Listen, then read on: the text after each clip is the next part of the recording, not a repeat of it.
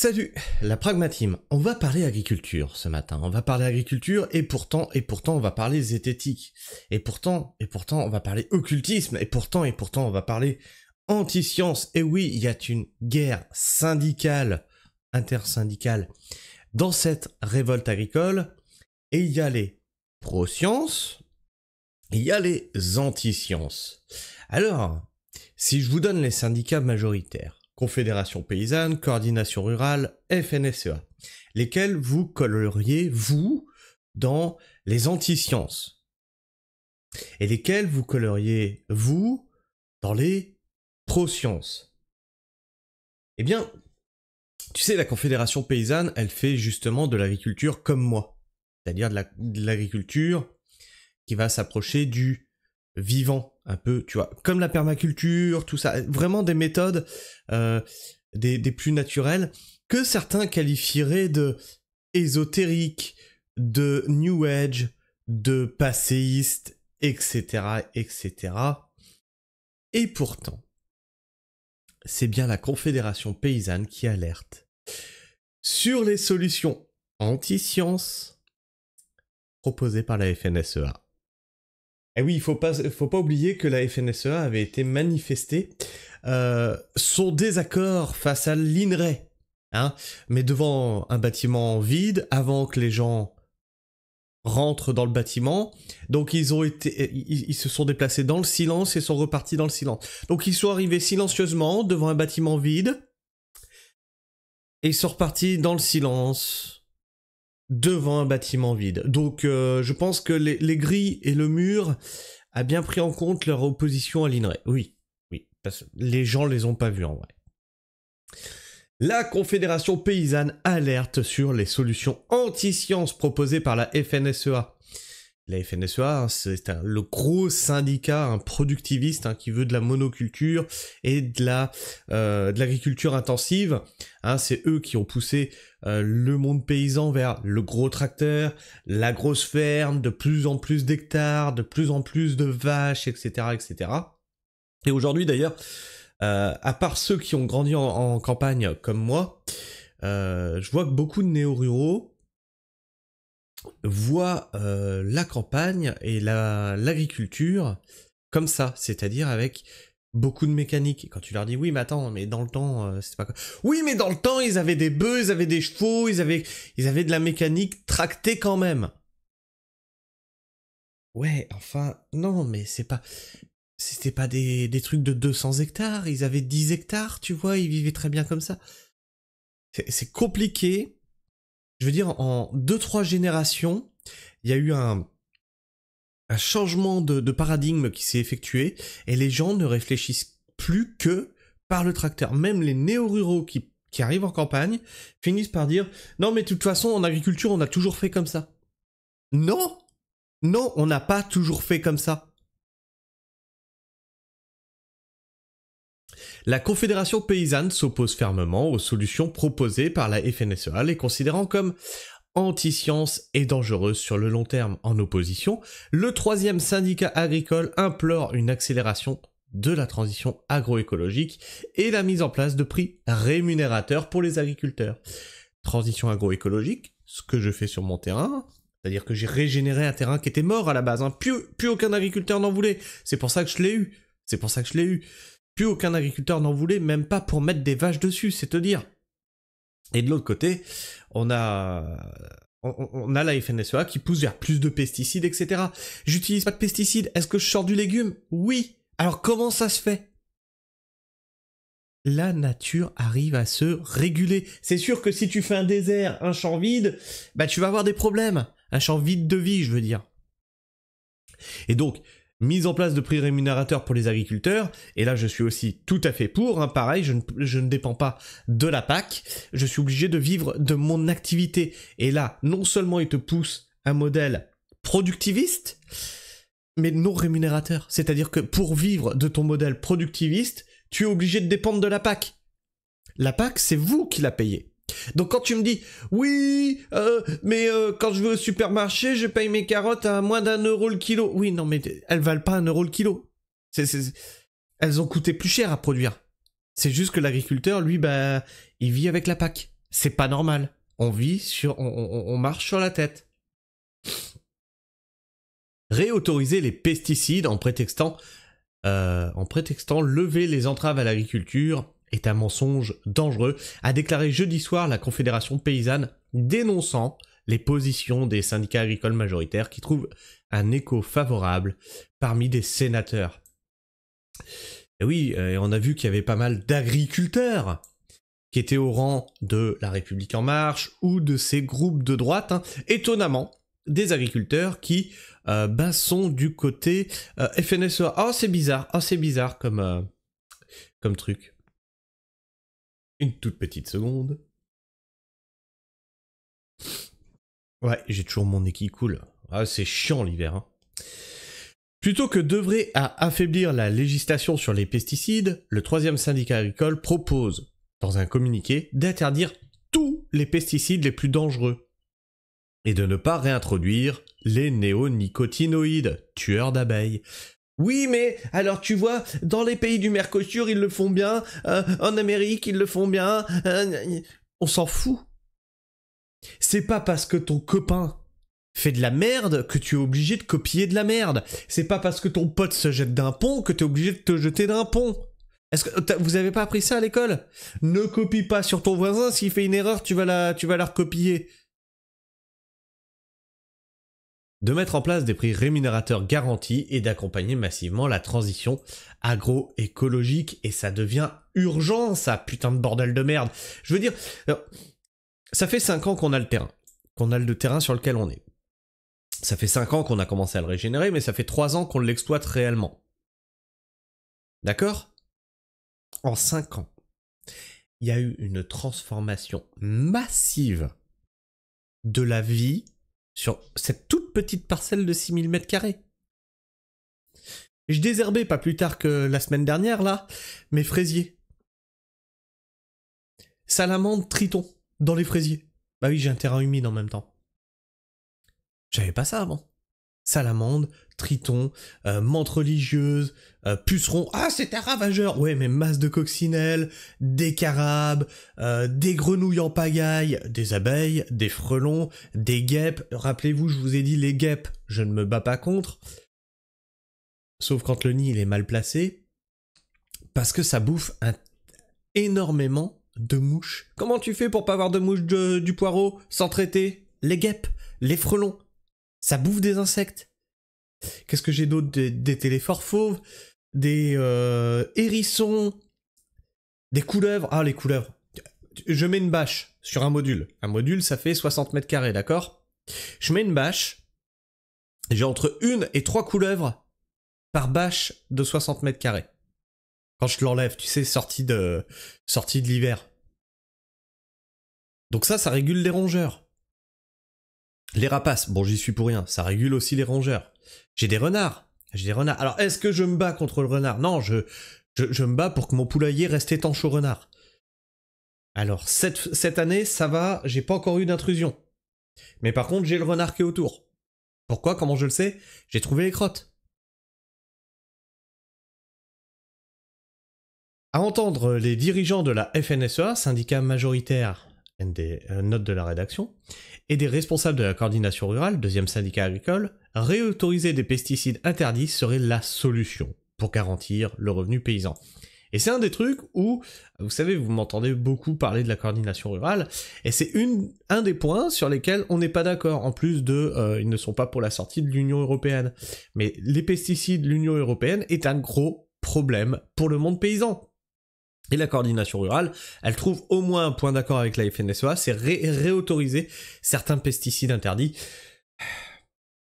Non. Et pour le coup, là, je rejoins Europe Écologie Les Verts. Sur ce combat-là, oui.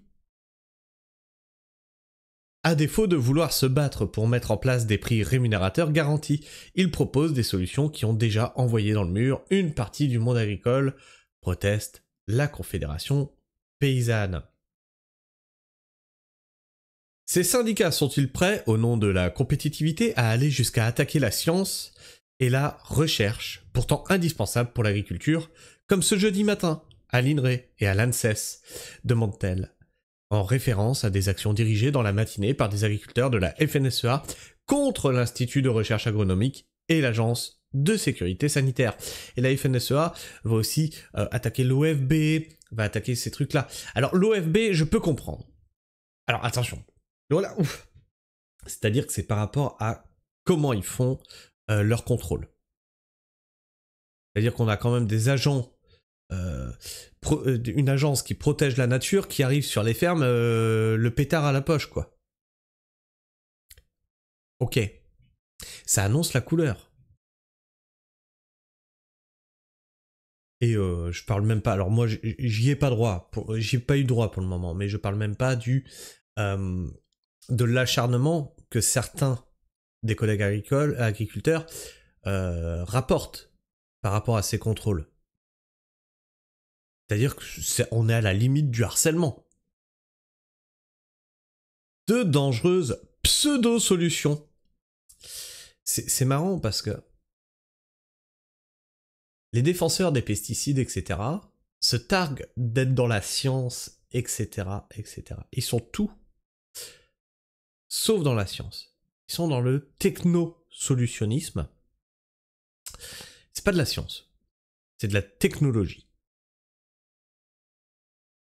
Et plutôt que de comprendre comment fonctionne un sol, comment fonctionnent les interactions biologiques, c'est-à-dire les insectes entre eux, eh bien, j'ai un problème, plutôt que d'essayer de le résoudre comme il peut se résoudre avec des façons naturelles, je vais passer le napalm là-dedans, il n'y a plus un truc qui bouge, je peux planter. Cette fuite en avant trouve un écho favorable à l'Assemblée nationale et au Sénat, où pas moins de 4 propositions de loi liées, entre autres, aux pesticides, vont être débattues prochainement, déplore le syndicat. Et de mémoire, je pense que ça y est, ça a été réautorisé. Annie Genevard, elle est là, elle est contente, elle fait « Oui, voilà les agriculteurs, je vous ai écouté, on a autorisé les pesticides. » Le revenu? Ah bon, vous demandiez ça? Ah bon? Pour la Confédération, ces textes proposent un cocktail toxique de pseudo-solutions, comme l'autorisation de l'épandage par drone. Oh putain. Enfin bref. L'assouplissement, et quand je vous disais hein, qu'on va venir à des champs pilotés par des robots. On y est, on y va, on y va tout droit. C'est l'agriculture que vous voulez quand vous votez FNSEA à vos chambres d'agriculture. C'est ça que vous voulez. Ok, pas de problème. Faites de la merde comme les autres pays, ok. Moi, je vais continuer à produire des légumes avec du goût. Hein. Non, excusez-moi d'essayer quand même de faire le travail un peu comme il faut. Pardon. D'ailleurs, là, les hyper-productivistes, là, qui disent « Oui, mais faut produire !» Vous nourrissez quel genre de population? La population française? Parce que quand la FNSEA vous met « fier de vous nourrir », ah bon? Elle part où ta production? Elle part où ta production? En local ou à l'international? Je pense qu'elle part à l'international. Moi, ma bouffe, elle est en local, tu vois. Et même si on produit pas d'énormes quantités, des centaines de tonnes à exporter, tu vois, la clientèle se fait petit à petit. Et tu sais pourquoi ma clientèle, elle revient? Parce que le goût. Parce que le goût. De temps en temps, on offre des trucs comme ça à nos clients. Et on avait des clients, c'était rigolo. Non, mais moi, j'aime pas les navets, machin et tout. Écoute, je t'en donne 2-3. Fais avec, tu verras bien. Ils sont revenus nous acheter des navets la semaine d'après. Pourquoi? Parce que... Mais... Je savais pas que le navet, ça avait un goût comme ça. Bah oui, t'achètes de la merde pleine de flotte, blindée de pesticides. Le navet de supermarché n'a aucun goût. Le navet de ta cantine, c'est de la merde.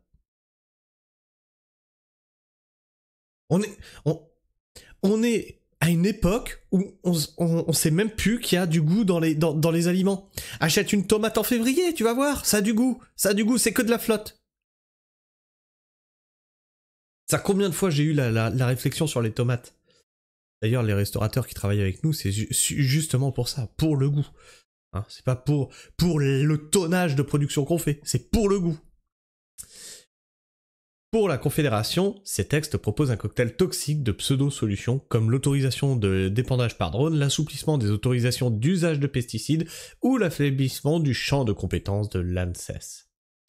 Elle juge ces propositions incohérentes, rappelant que le Parlement s'est positionné contre l'accord de libre-échange avec des pays latino-américains du Mercosur, principalement parce que les importations des produits agricoles ne respectent pas nos normes sur les pesticides.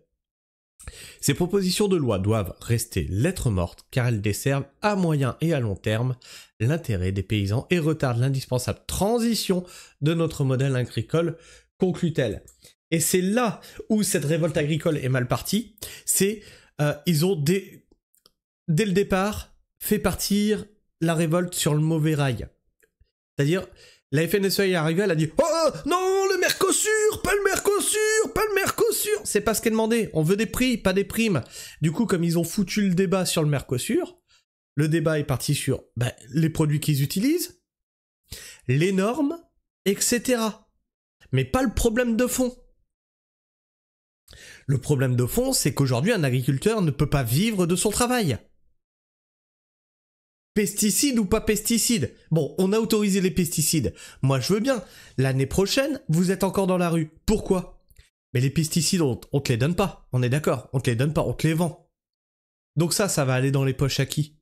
Je veux dire, le pognon que tu vas sortir pour ta production, ça va dans les poches à qui? Est-ce que tu crois pas que tu auras un manque à gagner encore en fin d'année?